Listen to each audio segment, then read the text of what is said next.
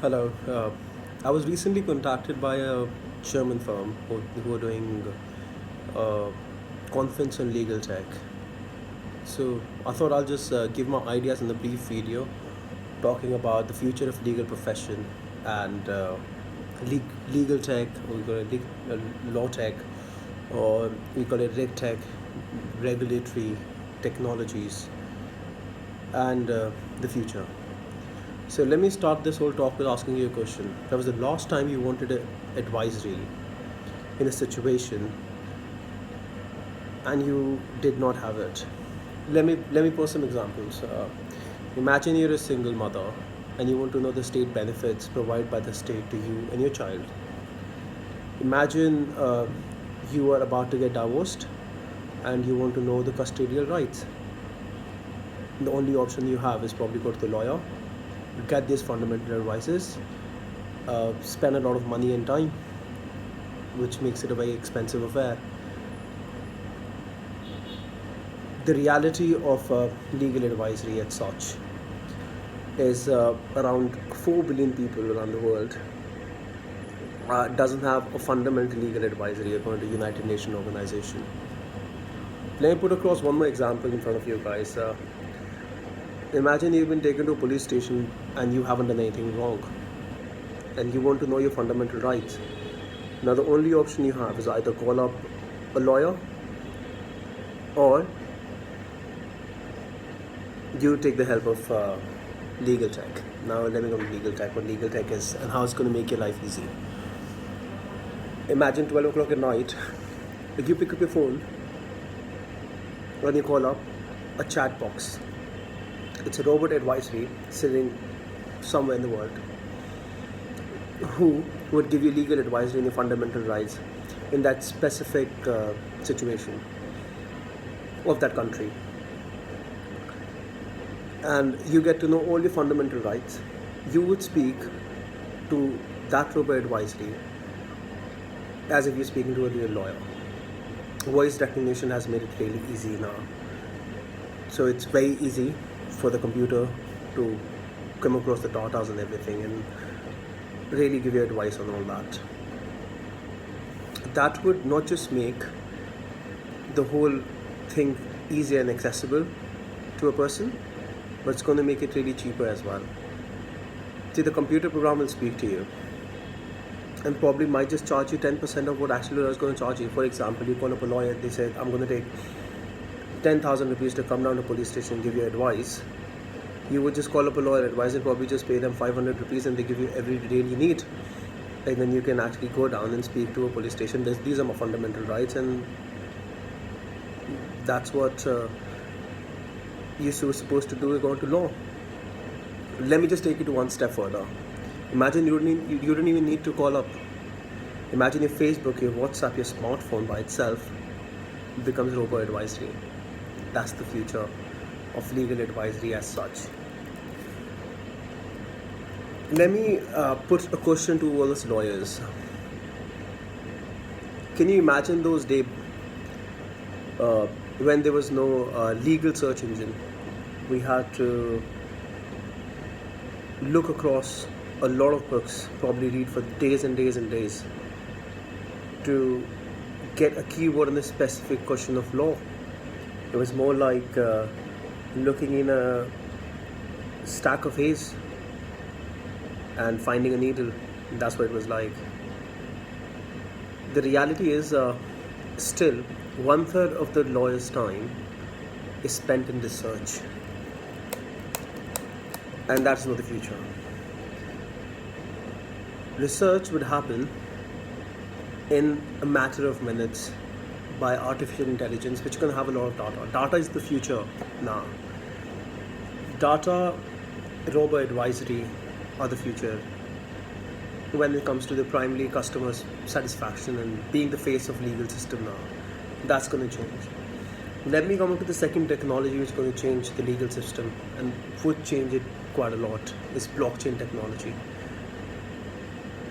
See, let me talk about the legal titles of a land registry. 70% of legal title in the world, according to United Nations, are not clear. They're legal titles, but they're not clear legal titles, which amounts to $20 trillion. And that is just because of the corruption which happens. People tempering land registries. Uh, you don't get a clear title. You want to, you have a land and you want to borrow money from the bank, but just because you don't have a clear legal title, you can't do that. That would change by blockchain technology. Blockchain technology cannot be tampered with. Once your data gets into it, it is kind of impossible to change it. So that's the future of land registry.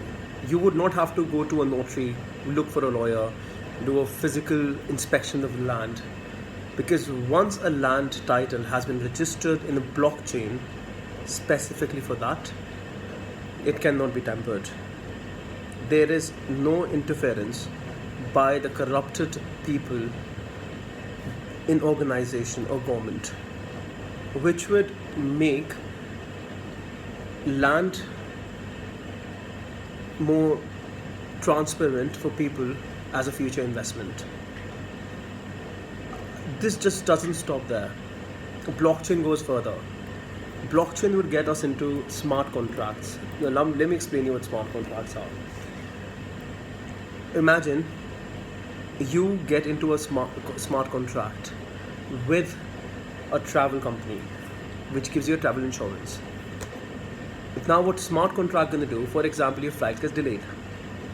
As soon as your flight will get delayed, your smart contract would get a notice that there's a specific act which has happened, which was in contract, and would get that money back in your account on the specific terms of contract. You really don't have to go to the hustle bustle of going to courts or probably go to consumer forums and probably waiting for days. As soon as the smart contract gets to know, it will execute the term of contract. That is the future. And the best thing about blockchain is it is very effective and there is no intermediary party and it cannot be tampered with, which actually makes it very, very, very affordable and accessible technology of the future in terms of land registry, smart contracts. I think in the future most of these consumer contracts, basic contracts, would actually go to smart contract, and it should go to smart contracting because that would just enhance the consumer's experience and the whole execution of contracts becomes really easy. Now let us come to another point, which is RegTech. So this is regulatory technologies. For example, someone wants to set up a company and they call up a law firm. A law firm would go through days and days of research to tell them about regulations. And there's a specific software or AI or a specific robot sitting right there in your office who gets updated by itself, who has all the knowledge you want. You give a specific feedback and whatever regulation get attached to it, you get that in 10 minutes. I'm saying 10 minutes, that's still a large amount of time for artificial intelligence, probably a few minutes.